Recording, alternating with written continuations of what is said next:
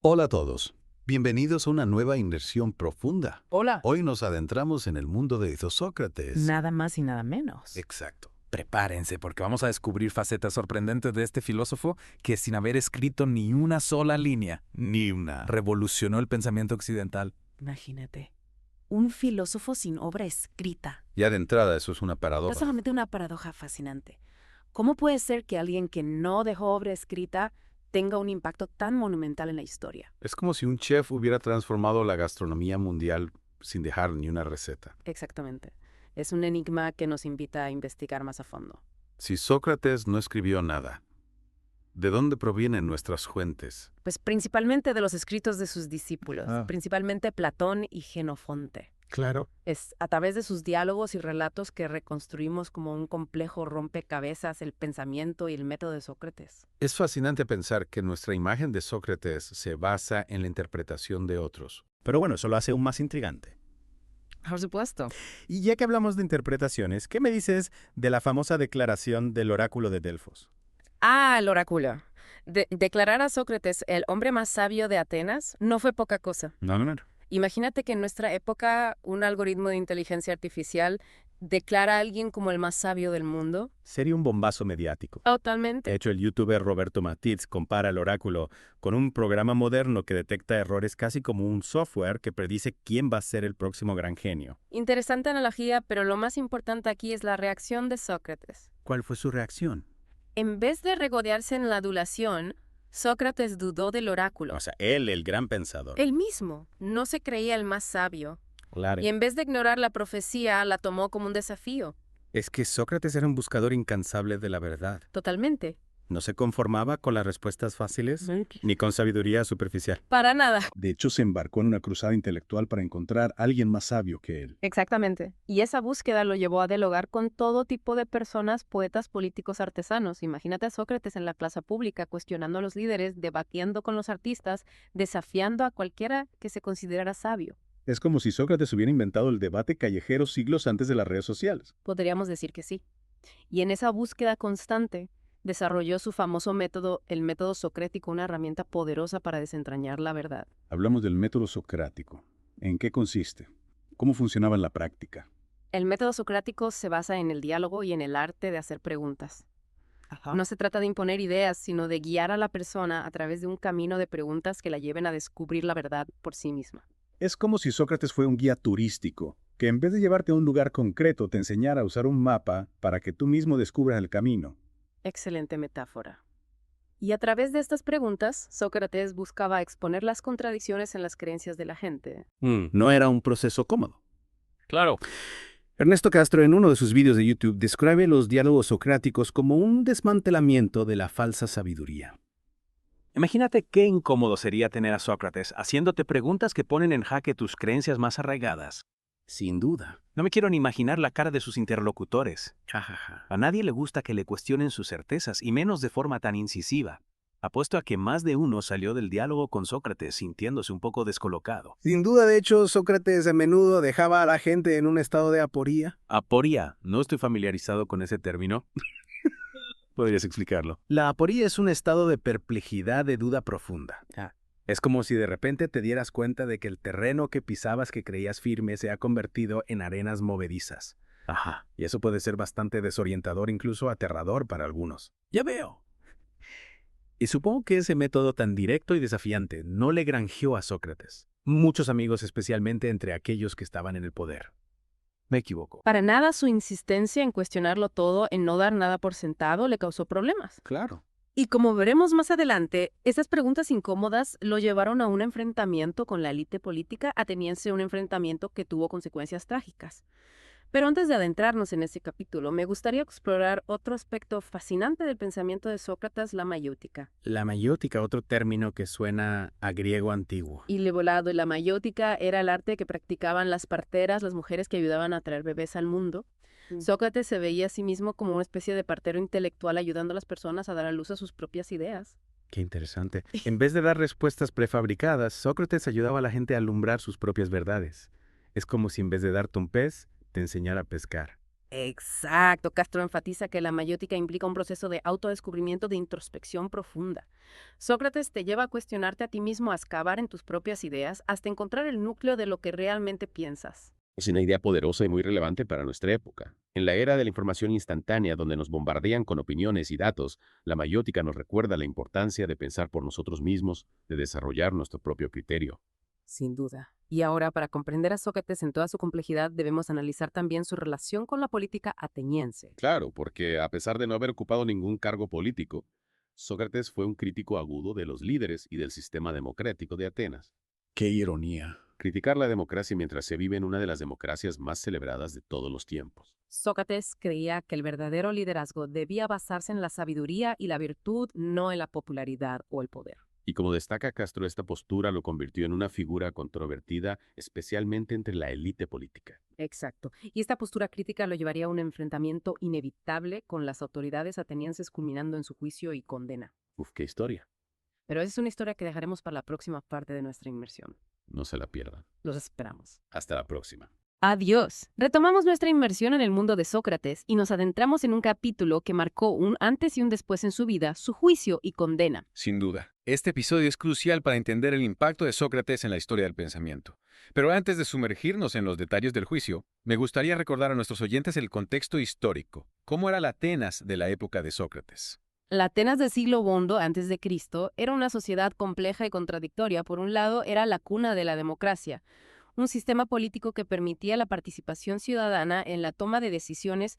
Por otro lado, era una sociedad profundamente religiosa y tradicional, donde cuestionar las normas establecidas podía ser visto como una amenaza al orden social. O sea, Sócrates se movía en un terreno resbaladizo. Si bien la democracia ateniense permitía la libertad de expresión, también existían límites, especialmente cuando se trataba de temas religiosos o políticos.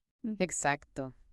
Y para comprender la magnitud de la acusación contra Sócrates, debemos tener en cuenta el clima de inestabilidad que se vivía en Atenas en aquella época. La ciudad había sufrido derrotas militares y crisis políticas que habían generado un ambiente de miedo e incertidumbre.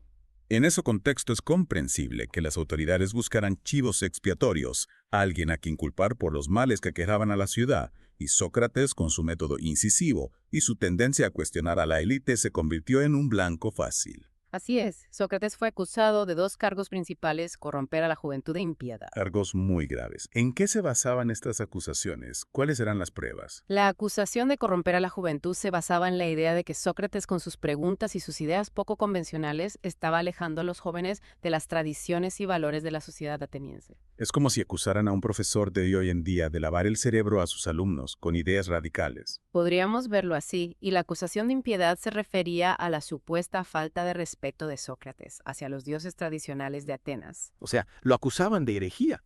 Pero Sócrates, como buen filósofo, aprovechó el juicio como una plataforma para defender sus ideas. Exacto, en lugar de negar las acusaciones o buscar excusas, Sócrates las enfrentó de frente, convirtiendo su defensa en una clase magistral de filosofía. Imagínese la escena Sócrates frente al tribunal, no como un acusado atemorizado, sino como un maestro que expone su visión del mundo. Y en su defensa, Sócrates pronunció su famosa frase: «Solo sé que no sé nada». Una frase que ha resonado a lo largo de los siglos y que a menudo se malinterpreta. Así es, Sócrates no estaba diciendo que era un ignorante total.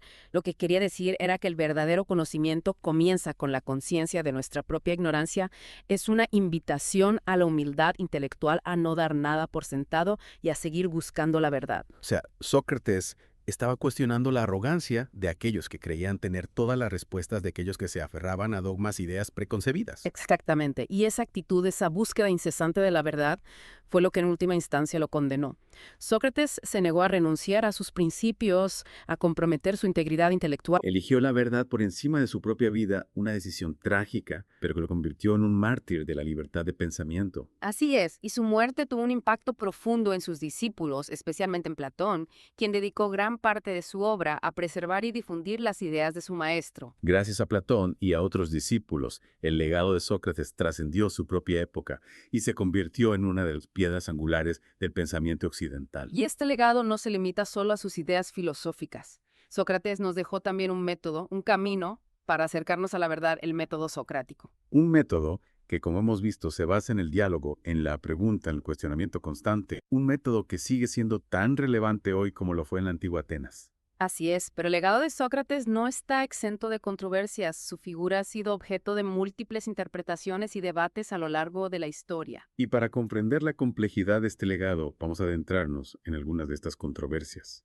¿Te parece? Me parece una excelente idea porque para entender a Sócrates no basta con conocer sus ideas. También debemos comprender cómo ha sido interpretado, criticado y reivindicado a lo largo de los siglos. Y para eso necesitaremos una nueva inversión. Prepárense para la parte final de nuestro viaje al mundo de Sócrates. Retomamos nuestra inmersión en el legado de Sócrates, un legado que, como ya hemos visto, es tan fascinante como controvertido. Y es que Sócrates, a pesar de su búsqueda sincera de la verdad y la virtud, no estuvo exento de críticas y controversias. Pero su método tan incisivo y desafiante no podía dejar a todo el mundo contento.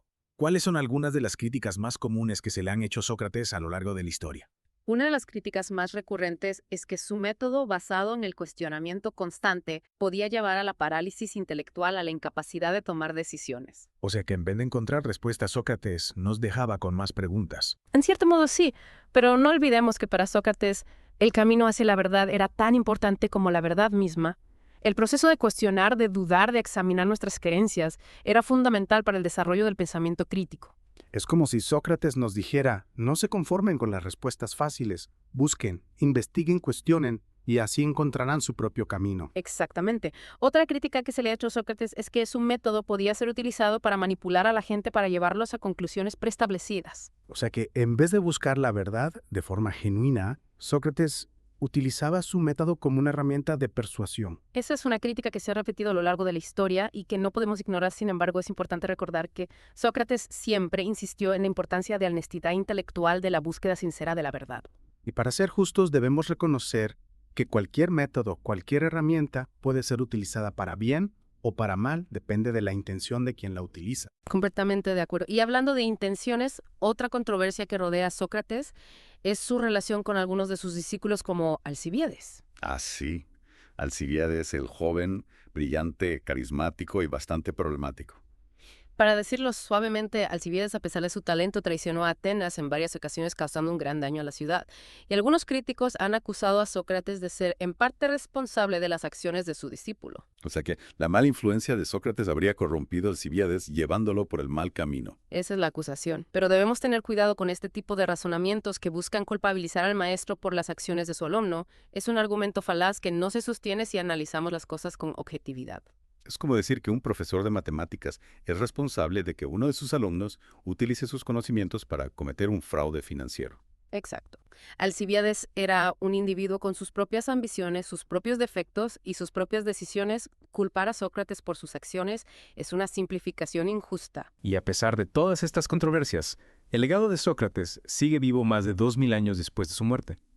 ¿Cómo podemos explicar la vigencia de su pensamiento? Creo que la vigencia de Sócrates se debe en gran medida a su enfoque en cuestiones que son universales y atemporales, la búsqueda de la verdad, la importancia de la virtud, el valor del diálogo, la necesidad de cuestionar las normas establecidas. Son temas que siguen siendo relevantes en cualquier época, en cualquier sociedad. Así es, y en un mundo cada vez más complejo y cambiante, donde la información nos abruma y las certezas se tambalean, el legado de Sócrates nos ofrece una brújula, una guía para navegar por la incertidumbre. Sócrates nos invita a dudar, a cuestionar, a pensar por nosotros mismos. Y en un mundo donde la manipulación y la desinformación están a la orden del día, esa actitud, esa capacidad de pensar críticamente es más necesaria que nunca. Sin duda, y para cerrar esta inmersión en el mundo de Sócrates, me gustaría recordar una frase suya que resume a la perfección su legado: la vida sin examen no merece ser vivida. Una frase poderosa que nos invita a reflexionar sobre nuestra propia existencia, a cuestionar nuestras creencias, a buscar la verdad con valentía y honestidad. Y esa, creo, es la mejor manera de honrar la memoria de Sócrates, viviendo una vida plena de cuestionamiento, de diálogo, de búsqueda constante del conocimiento y la virtud. Y con esa reflexión final, damos por concluida nuestra inmersión en el mundo de Sócrates. Esperamos que este viaje les haya inspirado a seguir cuestionando, a seguir buscando, a seguir explorando las profundidades del pensamiento. Hasta la próxima.